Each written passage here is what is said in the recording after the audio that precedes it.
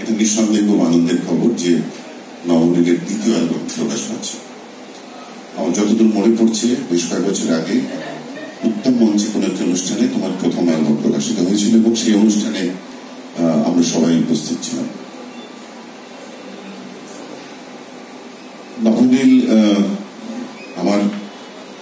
নবনীলের সঙ্গে কিন্তু আমার পরিচয় সত্যি কথা বলতে ফেসবুকের মাধ্যমে, এবং তারপরেই ক্রমশ ওর গানের সঙ্গেও আমার পরিচয় ঘটল এবং আস্তে আস্তে দেখলাম যে ও গান বাজনাটা ও যেই গানই করুক না কেন, ওর প্রধান সাবজেক্ট অবশ্যই রবীন্দ্রসঙ্গীত, কিন্তু পাশাপাশি ও মার্গ সঙ্গীতের চর্চাও নিয়মিত করে এবং ও সব থেকে খুব ভালো লাগলো, যেটা আমার ভালো লাগে, ও খুব সিরিয়াস ছিল। এখন আপনারা হয়তো অনেকে ভাবতে পারেন যে সিরিয়াস ছিল তো আরো অনেকে আছে, তো ওর সঙ্গে সেই সিরিয়াসদের সঙ্গে এই সিরিয়াসের তফাৎ কোথায়? যেটা আমার ভালো লাগে নবনীলের ক্ষেত্রে আমি যেটা আবিষ্কার করেছি সেটা হচ্ছে গান তো ও কত ভালো গায় সেটা সম্পর্কে আমাদের আর নতুন করে যোগ করার কিছু নেই, কিন্তু ওর একটা গানের পাশাপাশি গান নিয়ে, শুধু গান নিয়ে নয়, গান রিলেটেড অন্য যে কোনো সাবজেক্ট সম্পর্কে ও কিন্তু একটা গভীর পড়াশোনা আছে। ওর যে পড়াশোনাটা আছে সেটার ছাপ কিন্তু ওর গানের ভেতরে ওঠে, যেটা আমার সব থেকে বেশি ভালো লাগে। আসলে কেউ এখন পড়াশোনা করছে দেখলে এখন আশ্চর্য হতে হয়, তার কারণ হচ্ছে অধিকাংশ ক্ষেত্রে আমার মনে হয় যে পড়াশোনাটা অনেকে এড়াতে চায়, কিন্তু গানের পাশাপাশি পড়াশোনাটা থাকতে সেটা যে গানকেই আরো বেশি ঋদ্ধ করে, সমৃদ্ধ করে, এনরিচ করে, সেটা অনেক সময় অনেকে বুঝতে পারে না। গানের পাশাপাশি সাহিত্যের প্রতি অনুরাগ, গান সংগ্রহ বা যে কোনো ধরনের মিউজিক, আমি শুধু কণ্ঠসঙ্গীতের কথা বলছি না, আমি যন্ত্রসঙ্গীতের কথা বলছি। ও আমার মতোই, ও হচ্ছে ভীষণভাবে ক্লাসিক্যাল মিউজিকের ভক্ত, আমিও তাই। আমাদের মধ্যে সেই সমস্ত কথার আদান প্রদান হয় এবং আমার সেটা পাশাপাশি যেটা আবিষ্কার করেছি যে ও খুব সুন্দর একটা নিজের মতো করে একটা আর্কাইভ তৈরি করছে। এই সময় সব কে করে বলুন? কেউ করে না। ও যখন করছে তখন ও পাঁচজনের মধ্যে যে আলাদা করে চোখে পড়বেই, অন্তত আমার কাছে এটা নিয়ে আমাকে অনুসরণ করবে, সেটাই আমার সব থেকে বেশি ভালো লাগে। ওর মাইন্ডসেটটা একটু অন্যরকম। এই সময় দাঁড়িয়ে ওর বয়সী যারা রয়েছে বা ওর থেকে যারা একটু জুনিয়র যারা রয়েছে, সেরকম অনেক ছেলে মেয়ের সঙ্গে আমার নানা ধরনের ইন্টারাকশন হচ্ছে বা হয়, যেমন এখানে অরুণাশিস রয়েছে। আমার ভালো লাগে ওদের দেখে, এটা দেখেই ভালো লাগে যে ওরা শুধু গান গাইছে না, ওরা তার পাশাপাশি গানের সাহিত্য নিয়েও ভাবছে সারাক্ষণ। এটা আমাকে একটা বাড়তি আনন্দ দেয়। আজকে এই যে অ্যালবাম প্রকাশিত হলো, এই অ্যালবামের যে গানের যে নির্বাচন, তার ভেতর দিয়েও কিন্তু নবনীলের সাংগীতিক মাইন্ডসেটের একটা পরিচয় কিন্তু পাওয়া যাবে। গত 10-15 বছর ধরে এরকম অসংখ্য রবীন্দ্রসঙ্গীতের অ্যালবাম প্রকাশের অনুষ্ঠানে আমি গেছি, সেটা এখানেও এসেছি, প্রেস ক্লাবে হয়েছে বা অন্য কোথাও হয়েছে, কিন্তু বলতে খুব দুঃখ হচ্ছে, খুবই খারাপ লাগছে যে ওই রবীন্দ্রসঙ্গীতের সিডি যখন হচ্ছে দেখছি সেই ঘুরে ফিরে খান 30 গানের ভেতরেই সবাই ঘোরাঘুরি করছে এবং একটা গান যে কতবার রেকর্ড করেছেন কত শিল্পী, তার কোনো ইয়ত্তা নেই। এবং এটাও আমার মাঝে মাঝে মনে হয় যে আমি নিজের যেহেতু কখনো কখনো কোনো কোম্পানির সঙ্গে চুক্তিবদ্ধভাবে কাজ করেছি, সবাই একটু সেফটি বা সিকিউরিটি চান। মানে এরকম কথাও কখনো কখনো আমাকে গোড়াতে শুনতে হয়েছে যে তারা মানুষকে শিক্ষিত করে গান বাজনা করতে যাবেন না। তো কথাটা শুনে আমার খুব অবাক লেগেছিল যে তাহলে কি, মানে আমার কি লক্ষ্য থাকবে যে মানুষ অশিক্ষিত হয়ে থাকুক? হ্যাঁ, মানে আমার শিক্ষার ভেতর দিয়ে আমি যদি নিজে শিখতে পারি, তাহলে সেটা যেমন আমার নিজের এনরিচমেন্ট, একই সঙ্গে আমি যাদেরকে শোনাচ্ছি গানটা, 10 জনের ভেতরে 2-3কে, আমি যদি 5 জনকেও সেন্সিটাইজ করতে পারি একটুখানি, সেটা কি ভালো নয়? মানে সবকিছু যদি বাণিজ্যিক দৃষ্টিভঙ্গি থেকে দেখা হয় বা দৃষ্টিকোণ থেকে দেখা হয়, তাহলে কোথাও একটা এসে আমার মনে হয় যে শিল্পীর সঙ্গে তার শিল্প চর্চার সঙ্গে রিয়ালিটির একটা সংঘাত হতে থাকে। মানে রিয়ালিটি বলতে আমি বাইরে ওই রিয়ালিটির কথা বলবো। হয় যে সেই সংঘাতটা আসুক, এবং সেই সংঘাত যত আসবে, আমি আজকে রবীন্দ্রনাথের গানের ক্ষেত্রে বলছি যে এই অ্যালবামে যে ধরনের গান কিছু কিছু সমাবেশ হয়েছে সেগুলো অনেক বেশি করে এই প্রজন্মের ছেলে মেয়েদের শোনা দরকার। আমরা অনেক সময় বলি, আমরা প্রায়শই বলে থাকি যে রবীন্দ্রনাথ 2200 গান রচনা করেছেন, কিন্তু 2200-র মধ্যে ওই 22খানা গানই ঘুরছে। বাকি যে 2000 গান নিয়ে ভদ্রলোক কি করেছিলেন সেটা তো আমাদের একটু এক্সপ্লোর করার সময় এসেছে। চারিদিকে এত রবীন্দ্রসঙ্গীত শেখানোর ইনস্টিটিউশন, রাস্তা দুপা হাঁটতে এখানে যত্ন সহকারে ভজন, রবীন্দ্রসঙ্গীত, ধাওয়াই মিটার শেখানো হয় যে এত রবীন্দ্রসঙ্গীতের পিল পিল করে চারিদিক থেকে বেরোচ্ছে, সেখানে কি শিখছি তাহলে আমরা? এবং একটা সিডিতে একটু একটা আনকমন গান যেটা তৎ করে শোনা যায় না, সেরকম গান দিলেই একটা টেনশন ক্রিয়েটেড হচ্ছে। বাবা এই গানটা এটা আমি জানি তো, আরে জানিস না শোন, মানে একটা সময় তো জানতে হবে রে বাবা। হ্যাঁ, মানে আমি জানি না বলে শুনবো না, আমার নিজের গান বন্ধ করে রাখবো, এরকম অদ্ভুত পিকিউলিয়ার যুক্তি আমি কোনোদিন শুনি।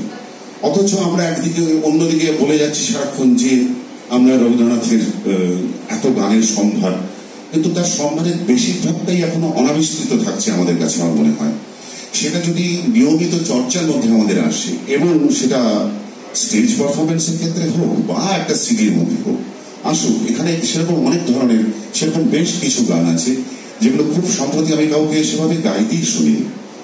নবনীল গাইতে সেটা পারে, তার কারণ হচ্ছে নবনীলের সেই শিক্ষাটা আছে। এইটা শিক্ষা, সেই গানগুলো গাইতে গেলে আবার একটু শিক্ষারও দরকার হবে, সেই শিক্ষাটা ওর আছে। ওর গানের তালিম কিরকম কিরকম মানুষের কাছে, কাদের কাছে, সেটা আপনারা নিশ্চয়ই শুনলেন। ও কিন্তু প্রকৃত অর্থেই একজন শিক্ষিত শিল্পী, যা গানের তালিম আছে, সত্যিকারের তালিম আছে। সেই জন্য এই ধরনের গান ও গাইবার হিম্মত রাখে। আমি হিম্মত কথাটা খুব কনসিয়াসলি ব্যবহার করলাম।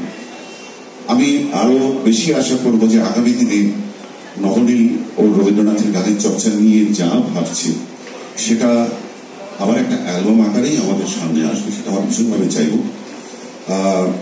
আর ওই যে রবীন্দ্রনাথের গানের ভিতরে এইভাবে ডুবে আছে, আস্তে আস্তে করে রবীন্দ্রনাথের মতো দেখতেও হয়ে যাচ্ছে, আপনার নিশ্চয়ই খেয়াল করেছেন।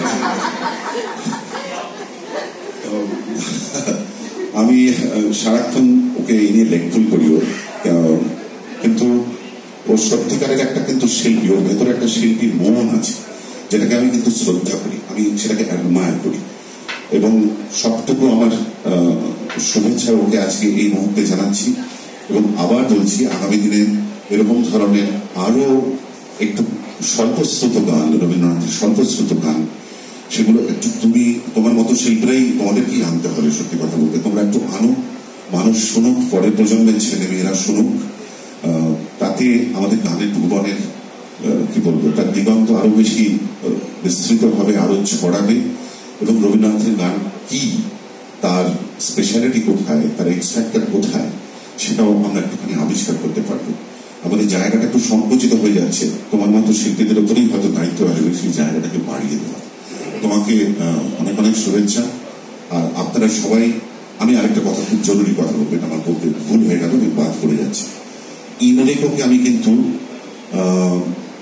একটা বিশেষ ধন্যবাদ দেবো যে নতুন শিল্পী যারা হয়তো যাদের পরিচিতি এখনো সেই অর্থে কম, তাদেরকে শুধু সুযোগই দিচ্ছেন না, তারা তাদের খুশি মতো গান নির্বাচন করে এই অ্যালবাম করতে পারছে।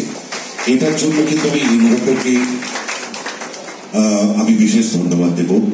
ইনরেকো সাম্প্রতিককালে কিছু এরকম ধরনের উদ্যোগ নিচ্ছেন। আজকেই আপনাদের আরেকটা অ্যালবাম রিলিজ হলো, জয়ন্তী, মীর, রাজীব এবং আমাদের আসু, ওরা চারজন মিলে সেই অ্যালবামটা একটু আগে প্রকাশিত হয়েছে, তার আনুষ্ঠানিক প্রকাশ ঘটেছে সাউথ সিটি মলের কোন একটি জায়গাতে, স্নামার্কে হয়েছে। সেখানেও নিশ্চয়ই একটা স্বতন্ত্র ভাবনা চিন্তার পরিচয় থাকবে বলেই আমার বিশ্বাস। অ্যালবাম কনসেপ্ট আবার থাকুক। আমি একটা কথা একটু না বলে পারছি না, যে এই এখন একটা গান করার খুব চল এসছে। একটা গান, মানে প্রথম কথা তো হচ্ছে যতদিন রেকর্ড ছিল দুটো গান শুনতে পারতাম, তারপর যখন ক্যাসেট এলো তখন একসঙ্গে আমরা 7টা বা 8টা বা 10টা, কখনো কখনো 12-14টা গানের আমরা কিন্তু সমাবেশ ঘটাতে পারতাম। তাতে কি হয়, একজন আর্টিস্ট তার রেপার্টোয়ারটা দেখাতে পারে, অনেক বৈচিত্র্য আনা যেতে পারে সং সিলেকশনের মধ্যে। সিডির ক্ষেত্রেও সেটা বজায় ছিল, কিন্তু তারপরে আস্তে আস্তে সেটাও চলে গিয়ে এখন একটি গান রেকর্ড করার একটা চল এসছে, যেটাকে আমরা সিঙ্গেল বলছি অনেক সময়। এই সিঙ্গেলটা অনেক সময় মানে বাজারে যদি 1 কোটি সিঙ্গেল বেরোয়, তাহলে তো সেই 1 কোটি সিঙ্গেলের ভিতরে ওই সিঙ্গেলটা হারিয়ে যাচ্ছে। কিন্তু যখন এই সিডি, এই যে আমি জিনিসটা হাতে নিচ্ছি, আমরা শুধু গানটা শুনছি না, কিন্তু আমরা গানটাকে স্পর্শ করতে পারছি। এর একটা স্পর্শ সুখে একটা আলাদা আনন্দ আছে। ছোটবেলায় একটা রেকর্ড হাতে তুললে আমাদের যে আনন্দটা হতো, সিডিটা হাতে নিলে কিন্তু সেই আনন্দটা হয়। এই যে প্রচ্ছদ করা হয়েছে, এই প্রচ্ছদে কিন্তু এই অ্যালবামের মুডটা তৈরি করে দিচ্ছে। এটা আমি এর মোড়কটা খুলবো, সিডিটা আমি প্লেয়ারে বসাবো, গানগুলো শুনবো, সবটা মিলেই আমার আনন্দ। কিন্তু এই সবটা মিলে আনন্দটা আবার ফিরে আসুক, এটা আমরা ভীষণভাবে চাইবো। এবং আমাদের সত্যি কথা বলতে আমার মনে হয় যে এখন বলে সিডি চলবে না, অমুক তমুক। অনেকে বলেন আমাকে, আপনাদের এখানে সুতপা রয়েছে, উনাশিস রয়েছে, রূপা রয়েছে, মনীষা রয়েছে, অনেকে জিজ্ঞেস করে যে দাদা আপনার নতুন কি সিডি বেরোচ্ছে? তো আমি আগে কথাটা শুনে খুব একটা উত্তর দিতাম না, এখন পাল্টা তাকে একটা প্রশ্ন করি, বললাম যে আপনার বাড়িতে সিডি প্লেয়ার আছে? বলে না। তাহলে আমার সিডি বেরোলো কি না বেরোলো তাতে আপনার কি এসে, আপনি তো বাজিয়ে শুনতে পারবেন। তখন আর কিন্তু উত্তর দিতে পারে না কেউ। হ্যাঁ, কারণ সবই তো ডাউনলোড করে শুনবে, হয় ফোনে শুনবে।